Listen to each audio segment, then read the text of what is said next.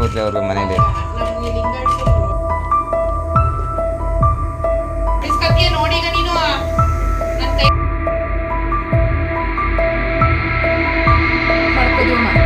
Night ಶೃಂಗೇರಿಗೆ ಹೋಗೋದು room ಮಾಡ್ಕೊಳ್ಳೋದು.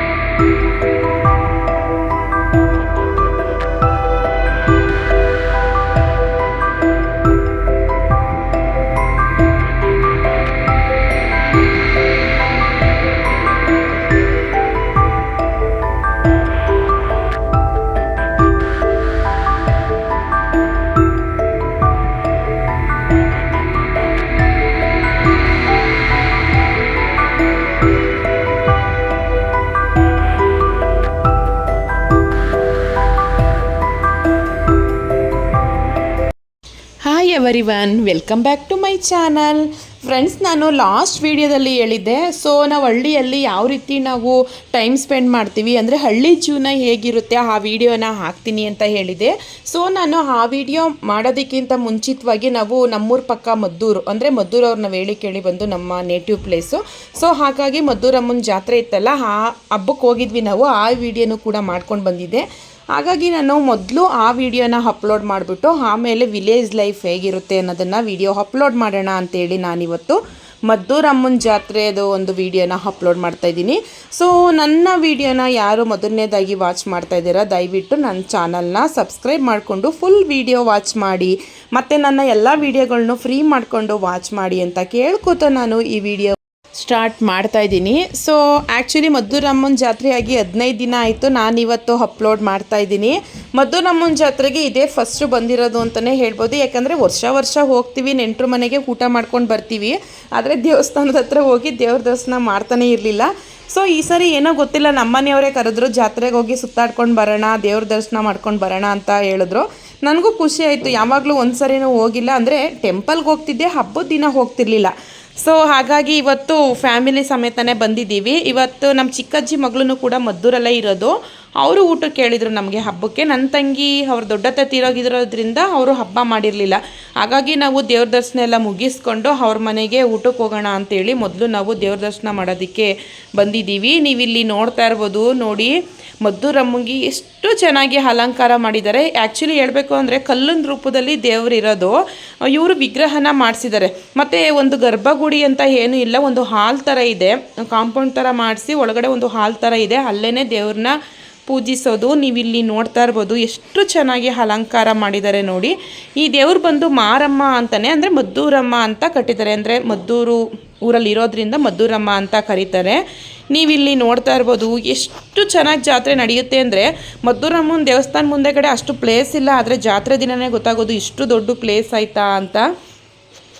So ನಾವು ದೇವಸ್ಥಾನದಲ್ಲೇ ಸುಮಾರು ಹೊತ್ತು ಟೈಮ್ ಸ್ಪೆಂಡ್ ಮಾಡಿದ್ವಿ. ಉತ್ಸವ ಮೂರ್ತಿ ಎಲ್ಲನೂ ಕೂಡ ಇಲ್ಲೇ ಇಟ್ಟಿದ್ರು. ಸೊ ಹಾಗಾಗಿ ದೇವಸ್ಥಾನಕ್ಕೆ ಬಂದಮೇಲೆ ದೇವಸ್ಥಾನದ ಸುತ್ತಲೂ ಕೂಡ ಮರಗಳೆಲ್ಲ ಇದೆ, ಅಂದರೆ ಹರಳಿ ಮರ, ಬೇವಿನ ಮರ, ಎಲ್ಲ ಮರನೂ ಇರುತ್ತೆ. ಎಲ್ಲದಕ್ಕೂ ಕೂಡ ಪೂಜೆ ಮಾಡಿಕೊಂಡ್ರೆ ನಮಗೆ ಕಂಫರ್ಟಬಲ್ ಅನಿಸೋದು. ಸೊ ಹಾಗಾಗಿ ನಾವು ಕೂಡ ಉತ್ಸವ ಮೂರ್ತಿಗೂ ಕೂಡ ನಮಸ್ಕಾರ ಮಾಡಿಕೊಂಡು ದೇವಸ್ಥಾನದ ಹಿಂದೆಗಡೆ ಇರುವಂತಹ ಎಕ್ಕದ ಗಿಡ ಮತ್ತು ಹರಳಿ ಮರಕ್ಕೆಲ್ಲ ನಮಸ್ಕಾರ ಮಾಡಿಕೊಂಡು ನೆಕ್ಸ್ಟು ಪರ್ಚೇಸಿಂಗ್. ಮೊದಲು ಯಾರ ಮನೆಗೆ ಊಟಕ್ಕೆ ಹೋಗ್ತೀವೋ ಏನೋ ಗೊತ್ತಿಲ್ಲ, ಫಸ್ಟು ನಮ್ಮ ಮಕ್ಕಳಂತೂ ಜಾತ್ರೆ ಅಂದಮೇಲೆ ಎಲ್ಲರ ಮನೆಯಲ್ಲೂ ಅದೇ ರೀತಿ ಅಲ್ವಾ, ಆಟ ಸಾಮಾನು ದೇವಸ್ಥಾನದೊಳಗೆ ಹೋಗಲೇ ಇಲ್ಲ, ಆಗಲೇ ಸ್ಟಾರ್ಟ್ ಮಾಡಿಬಿಟ್ಟಿದ್ರು. ಸೊ ಇಲ್ಲೆಲ್ಲ ತುಂಬ ರಶ್ ಇದೆ. ಮೊದಲು ದೇವ್ರ ದರ್ಶನ ಮಾಡ್ಕೊಬರೋಣ, ಆಮೇಲೆ ನಿಮಗೆ ಆಟ ಸಾಮಾನು ತೊಗೊಡ್ತೀವಿ ಅಂತ ಹೇಳಿ ಹೊರಗಡೆಗೆ ಬಂದ್ವಿ ದೇವ್ರ ದರ್ಶನ ಮಾಡಿಕೊಂಡು. ಮತ್ತು ಇಲ್ಲಿ ಕೊಂಡ ಎಲ್ಲ ಮಾಡ್ತಾರೆ, ಕೊಂಡಕ್ಕೆ ಹೋಗಿ ಎಲ್ಲ ನಮಸ್ಕಾರ ಮಾಡ್ತೀವಿ. ಅಲ್ಲಿರುವಂತಹ ಧೂಳ್ತನ ತೆಗೆದು ಮಕ್ಕಳಿಗೆಲ್ಲ ಹಾಕ್ತೀವಿ. ಸೊ ಅದು ಒಂಥರ ಸಂಪ್ರದಾಯ. ಏನಕ್ಕೆ ಹಾಕ್ತಾರೆ ಅಂತ ನನಗೆ ಇನ್ನೂ ಗೊತ್ತಿಲ್ಲ, ಕೇಳಿ ತಿಳ್ಕೊಬೇಕು ಅಂತ ಅಂದ್ಕೊಂಡಿದ್ದೀನಿ. ಯಾಕಂದರೆ ಇಲ್ಲಿ ಎಲ್ಲ ಕೊಂಡಕ್ಕೆ ಪೂಜೆ ಮಾಡ್ತಾಯಿದ್ರಲ್ಲ, ಮಾಮೂಲಿ ಪ್ರೊಸೀಜರ್ ನಮ್ಮ ದೊಡ್ಡವರೆಲ್ಲ ಮಾಡ್ತಾರಲ್ಲ ಹಿರಿಯವರು, ಅದೇ ರೀತಿ ನಾನು ಇಳಿದು ಪೂಜೆ ಎಲ್ಲ ಮಾಡಿದೆ.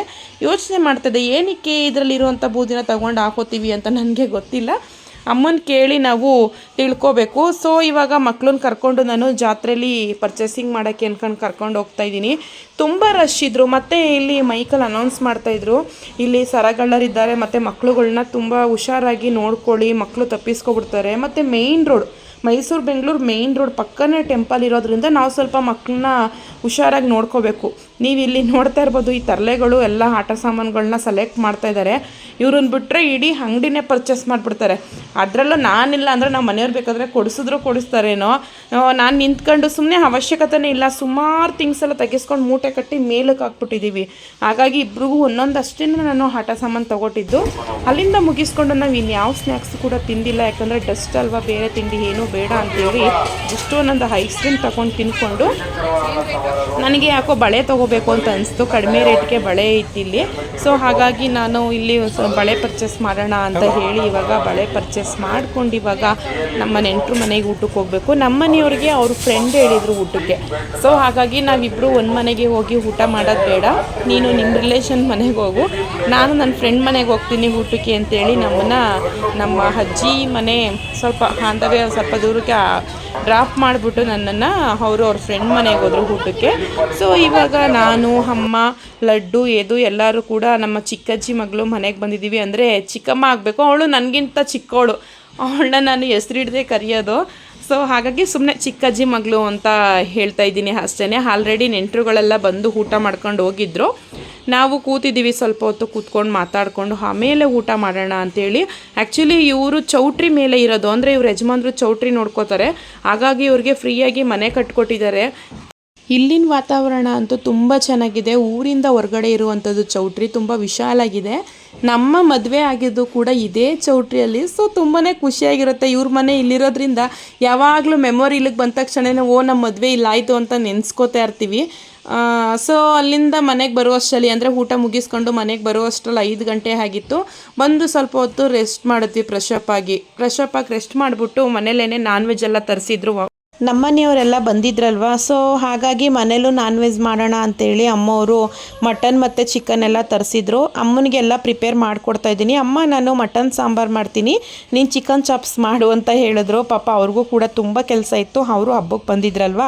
ನಮ್ಮ ಮನೇಲಿ ಹಸು ಕರುಗಳು ಎಲ್ಲ ಇರೋದ್ರಿಂದ ಸ್ವಲ್ಪ ಕೆಲಸ ಜಾಸ್ತಿನೇ ಇರುತ್ತೆ. ಹಳ್ಳಿ ಅಂದಮೇಲೆ ಕೆಲಸಗಳಿರುತ್ತಲ್ವ. ಸಿಟಿಯಲ್ಲಿ ಏನೋ ಅಡುಗೆ ಮಾಡ್ಕೊಂಡು ತಿನ್ಕೊಂಡು ಮನೆ ಕ್ಲೀನ್ ಮಾಡ್ಕೊಂಡಿರ್ತೀವಿ. ಹಳ್ಳಿಲಿ ಆ ರೀತಿ ಎಲ್ಲ ಹಸು ಕರು ಎಮ್ಮೆ ಹಸು ಎಲ್ಲ ಇರುತ್ತೆ, ಎಲ್ಲನೂ ನೋಡ್ಕೋಬೇಕು. ಹಾಗಾಗಿ ಸ್ವಲ್ಪ ಬ್ಯುಸಿ ಆಗ್ತಾರೆ ಅಮ್ಮ. ಸೊ ಈಗ ಅಮ್ಮ ಎಲ್ಲ ತಂದ್ಕೊಟ್ಟಿದ್ದಾರೆ, ಈರುಳ್ಳಿ ಟೊಮೊಟೊ ಸೊಪ್ಪು ಎಲ್ಲನೂ ಕ್ಲೀನ್ ಮಾಡಿ ಇಡ್ತಾ ಇದ್ದೀನಿ. ಎಲ್ಲನೂ ರುಬ್ಕೊಂಡು ಸಾಂಬಾರಿಗೆಲ್ಲ ರೆಡಿ ಮಾಡ್ಕೊಳ್ಳೋಕ್ಕೆ ಸರಿ ಹೋಗುತ್ತೆ ಅಂತ ಹೇಳಿ ಇವಾಗ ನಮ್ಮ ಸಿಟಿಗಳಲ್ಲಾದರೆ ಅಡುಗೆ ಮನೆಯಲ್ಲೇ ಸ್ವಲ್ಪ ಹತ್ರ ನಿಂತ್ಕೊಂಡು ಅಲ್ಲೇ ಎಲ್ಲ ಕಟ್ ಮಾಡ್ಕೊಂಡು ಈರುಳ್ಳಿ ಟೊಮೊಟೊ ಎಲ್ಲನೂ ಅಲ್ಲೇ ರುಬ್ಕೋತೀವಿ. ಹಳ್ಳಿಲಿ ಆ ರೀತಿ ಇಷ್ಟನೇ ಪಡಲ್ಲ. ಹೊರಗಡೆ ಆರಾಮಾಗಿ ಕೂತ್ಕೊಂಡು ವಿಶಾಲಾಗಿ ಎಲ್ಲ ಕಟ್ ಮಾಡಿ ನೀಟಾಗಿ ರುಬ್ಕೊಂಡು ಆಮೇಲೆ ಅಡುಗೆ ಮನೆಗೆ ಹೋಗಿ ಅಡುಗೆ ಮಾಡ್ತಾರೆ. ಅದೊಂಥರ ಚೆನ್ನಾಗಿರುತ್ತೆ. ಮತ್ತು ನಮ್ಮಮ್ಮವ್ರದ್ದು ಒಂದು ಅಭ್ಯಾಸ, ದಿನಕ್ಕೊಂದು 4 ಸರಿನಾದರೂ ಟೀ ಮಾಡ್ತಾಯಿರ್ತಾರೆ. ಅವ್ರಿಗೆ ಟೀ ಕುಡಿಯೋ ಒಂದು ಅಭ್ಯಾಸ. ಸೊ ಹಾಗಾಗಿ ಅವ್ರು ಟೀ ಮಾಡಿದಾಗೆಲ್ಲ ನಾನು ಊರಿಗೆ ಹೋದ್ರೆ ಸಾಕು, ನನಗೂ ಕೂಡ ಟೀ ಕೊಡ್ತಾರೆ. ಸ್ವಲ್ಪ ಕುಡಿ, ಬೇಜಾರಾಗುತ್ತೆ ನಮಗೂ, ನಾವು ಒಬ್ಬರೇ ಕುಡಿಯೋಕ್ಕೆ ಅಂತೇಳಿ ಅಮ್ಮ ನಮಗೂ ಸ್ವಲ್ಪ ಕೊಡ್ತಾರೆ. ಮಾತಾಡ್ಕೊಂಡು ಇವಾಗ ಅಡುಗೆ ಮಾಡ್ತಾಯಿದ್ದೀವಿ. ನಾನು ಫಸ್ಟೇ ನಿಮಗೆ ಹೇಳಿದ್ದೆ, ಅಂದರೆ ಕಿಚನ್ ಮೇಕವರ್ ಮಾಡಬೇಕಾದ್ರೂ ಕೂಡ ನಮ್ಮ ಮನೇಲಿ ಗೋಬರ್ ಗ್ಯಾಸು ಕೂಡ ಇದೆ, ಸಿಲಿಂಡ್ರು ಗ್ಯಾಸು ಕೂಡ ಇದೆ, ಸೌದೆ ಒಲೆನೂ ಇತ್ತು. ಸೌದೆ ಒಲೆನ ತೆಗ್ಸಾಕ್ಬಿಟ್ವಿ. ನೋಡಿ ಪ್ಲೇಸೇ ತುಂಬ ಚಿಕ್ಕದು. ಅಂದರೆ ನಮ್ಮ ಮನೇಲಿ 2 ಅಡುಗೆ ಮನೆ ಇದೆ. ದೊಡ್ಡ ಅಡುಗೆ ಮನೆಯಲ್ಲಿ ಸೌದೆ ಒಲೆನೂ ಕೂಡ ಇದೆ. ಇಲ್ಲಿ ಅದರ ಅವಶ್ಯಕತೆ ಇಲ್ಲ ಅಂತೇಳಿ ತೆಗ್ಸಾಕ್ಬಿಟ್ವಿ. ಯಾಕಂದರೆ ಗೋಬರ್ ಗ್ಯಾಸ್ ಇದೆ ಅಲ್ವಾ, ಅಷ್ಟೇ ಸಾಕು ಅಂತೇಳಿ. ಗೋಬರ್ ಗ್ಯಾಸ್ ಏನಿದ್ರು ಬೆಳಿಗ್ಗೆ ಟಿಫನ್ಗೆ ಅಷ್ಟೇ, ಜಾಸ್ತಿ ಏನೋದು ಹುರಿಯಲ್ಲ. ಒಂದು ಎಷ್ಟಾಗ್ತಾರೆ ಅಂದರೆ ಒಂದು ಮಂಕ್ರಿಯಷ್ಟು ಹಾಕ್ತಾರೆ ತೊಪ್ಪೆನ, ಅಷ್ಟು ಬೆಳಿಗ್ಗೆ ಟಿಫನ್ಗೆ ಮಧ್ಯಾಹ್ನ ಕಾಫಿಗೆ ಅಷ್ಟೇ ಅಡ್ಜಸ್ಟ್ ಆಗುತ್ತೆ. ನೈಟ್ ಊಟಕ್ಕೆಲ್ಲ ಸಿಲಿಂಡ್ರನ್ನೇ ನಾವು ಉಪಯೋಗಿಸುವಂಥದ್ದು. ಸೊ ಹಾಗಾಗಿ ಸ್ವಲ್ಪ ಚಿಕ್ಕದಾಗಿರೋದ್ರಿಂದ ಮೇಲ್ಗಡೆ ಸೆಲ್ಫಲ್ಲಿ ಇಂಡಕ್ಷನ್ ಸ್ಟವ್ ಮತ್ತು ಗೋಬರ್ ಗ್ಯಾಸ್ನ ಇಟ್ಕೊಂಡಿದ್ದೀವಿ. ಕೆಳಗಡೆ ಸೆಲ್ಫಲ್ಲಿ ನಾವು ಸಿಲಿಂಡ್ರ್ ಗ್ಯಾಸ್ನ ಇಟ್ಕೊಂಡಿದ್ದೀವಿ. ಇಲ್ಲೇ ನಾವು ನಾನ್ ವೆಜ್ ಎಲ್ಲ ಪ್ರಿಪೇರ್ ಮಾಡ್ತಾಯಿದ್ದೀವಿ. ಅಯ್ಯೋ ನನ್ನ ಮಕ್ಕಳ ಜೊತೆ ಮಾತಾಡಿಕೊಂಡು ಅಡುಗೆ ಮಾಡುವಷ್ಟರಲ್ಲಿ ಸಾಕು ಆಗೋಗುತ್ತೆ ನಮಗಂತೂ.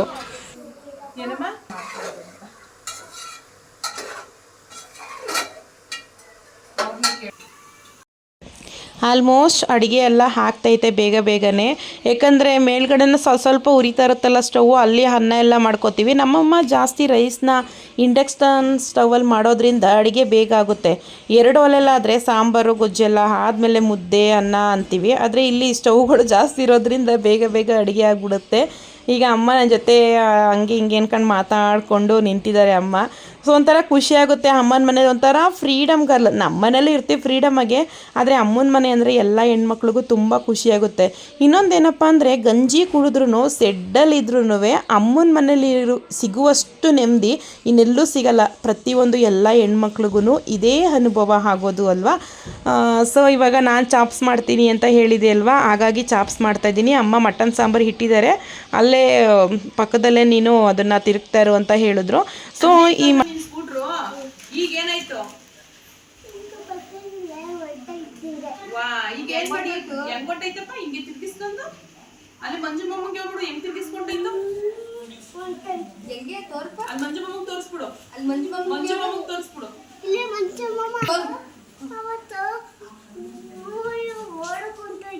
ಹೊಂಡೈತೆ ನಿನ್ ಬೈಕು ಬಿಡು ಹೋಗ್ಲಿ. ಇಲ್ಲ ಆಟ ಸಂಬಂಧ ವಾಚು ಕನ್ನಡಕ ಆಮೇಲೆ ಮೊಬೈಲ್ ಎಲ್ಲ ತಗೊಬರಬೇಕು ನನ್ನ ಬ್ಯಾಗಲ್ಲಿ. ಅಪ್ಪ ಎತ್ಕೊಡುತ್ತೆ. ಈ ಸೌಟ್ ಹಿಂದೆಯಿಂದ ತಿರುಗ್ತಿ, ಹಿಂದೆಯಿಂದ ತಿರುಗ್ತಿ ಸೌಟ ಅಂದ್ರೆ ನಮ್ಗೆ ಬಂದದೆ ಸೌಟೊಳಗಿಂದ ಸಾಂಬಾರಿಗೆ ತಿರುಗ್ಬಿಟ್ಟು ಅನ್ನ ಸಾರು ತಿರುಗ್ತದೆ. ಈಗ ಮೀಸಲು ತಂದು ಅದನ್ನು ಇದು ಮಾಡ್ತಾರೆ. ಮಕ್ಕಳಿದ್ದಾಳೆ ಮಾಡ್ತೀವಿ ಮತ್ತೆ ನೀರು ಇಟ್ಕೊಂಡು ಅದು ಮದ್ರಸ್ ಮಾತಾಡಿ.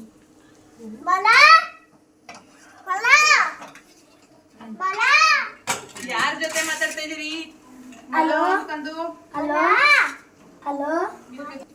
ಮಗ ಇದು ತಡ ಮಾಡಿದ್ಮೇಲೆ ಅದನ್ನ ನೋಡಿ ಈಗ ಸಣ್ಣ ಸಾಕನೆ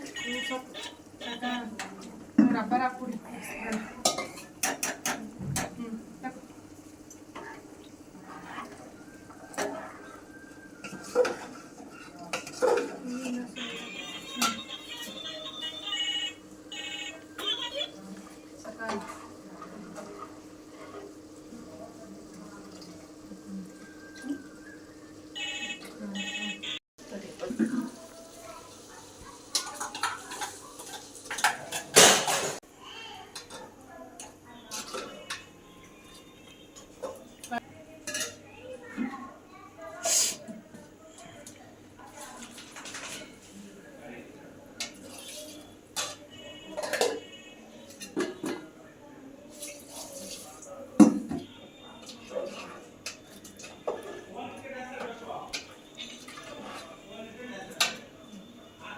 ಸೊ ಈಗ ಅಡುಗೆ ಎಲ್ಲ ಆಯಿತು, ಜೊತೆಗೆ ಒಂದು ಜ್ಯೂಸ್ ಮಾಡೋಣ ಅಂದ್ಕೊಂಡು ಮಾಡ್ತಾಯಿದ್ದೀನಿ. ಸೊ ಮೊನ್ನೆ ನನ್ನ ತಮ್ಮ ಸಕ್ಕರೆ ಹಾಕಿ ಕರ್ಬೂಜ ಜ್ಯೂಸನ್ನ ಮಾಡಿದ್ದ. ಇವತ್ತು ಸ್ವಲ್ಪ ಪಾನಕ ಮಾಡೋಣ, ಯಾಕೋ ಸಕ್ಕರೆ ಜ್ಯೂಸ್ ಕುಡಿಯೋಕ್ಕೆ ಬೇಜಾರಾಗ್ತಾಯಿತ್ತು. ಬೆಲ್ಲ ಹಾಕಿ ನಮ್ಮ ಕಡೆ ಪಾನಕ ಅಂತ ಮಾಡ್ತಾರೆ. ಸೊ ಆ ರೀತಿ ಮಾಡೋಣ ಅಂದ್ಕೊಂಡು ರೆಡಿ ಮಾಡ್ತಾಯಿದ್ದೀನಿ. ತುಂಬಾ ಚೆನ್ನಾಗಿರುತ್ತೆ. ಸಕ್ಕರೆಗಿಂತ ಒಂದು ಒಳ್ಳೆ ಟೇಸ್ಟ್ ಕೊಡೋದು ಒಂದೇ ಬೆಲ್ಲ ಹಾಕಿ ಜ್ಯೂಸ್ ಮಾಡಿ ನೀವೇ ಹೇಳ್ತೀರ ಎಷ್ಟು ಚೆನ್ನಾಗಿರುತ್ತೆ ಅಂತ. ಈ ದೇವಸ್ಥಾನಗಳಲ್ಲೆಲ್ಲ ಕೊಡ್ತಾರೆ. ಬೆಲ್ಲ, ಹುಣಸೆಹಣ್ಣು ಮತ್ತು ಬೇಲ್ದಣ್ಣು ಎಲ್ಲ ಮಿಕ್ಸ್ ಮಾಡಿ ಪಾನಕ ಅಂತ ಮಾಡ್ತಾರೆ. ಅದ್ಭುತವಾಗಿರುತ್ತೆ. ಅದೇ ರೀತಿ ಫ್ಲೇವರು ಈ ಬೆಲ್ಲ ಹಾಕಿ ಕರ್ಬೂಜ ಜ್ಯೂಸ್ ಮಾಡ್ತೀವಲ್ಲ, ಅದೇ ರೀತಿ ಫ್ಲೇವರ್ ಬರುತ್ತೆ. ಸೊ ಹಾಗಾಗಿ ಇವತ್ತು ನಾನು ಜ್ಯೂಸ್ಗೆ ಬೆಲ್ಲ ಹಾಕಿ ಪಾನಕ ಮಾಡೋಣ ಅಂದ್ಕೊಂಡು ರೆಡಿ ಮಾಡ್ತಾ ಇದ್ದೀನಿ.